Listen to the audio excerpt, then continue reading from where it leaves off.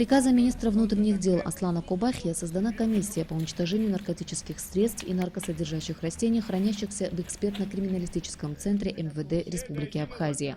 Комиссию возглавил замминистра Рауль Зухба, в нее вошли сотрудники МВД.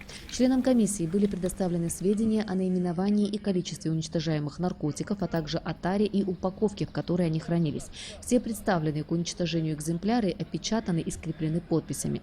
Таким образом, согласно постановлениям судов, за 2016-2017 годы во дворе МВД были уничтожены наркотические вещества: метадон, героин, экстракт маковой соломы, маковая солома, гашиш, каннабис, мак, конопля, опий.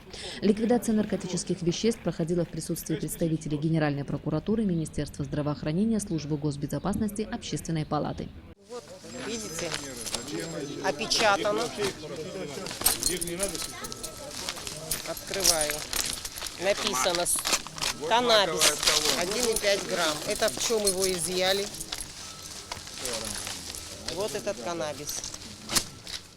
Как пояснил замминистра внутренних дел Рауль Зухба, ликвидация наркотических средств происходит только после решения суда по делам, находящимся в производстве. До этого наркотики являются вещественными доказательствами. То, что сегодня происходит, это стандартная процедура, есть инструкция, утвержденная силовыми ведомствами Республики Абхазия. Видите, что мы, как и ранее, пригласили на вот эту процедуру прессу, пригласили членов Общественной палаты. Здесь депутаты были приглашены, сотрудники Генеральной прокуратуры. В общем-то, вот такие процессы.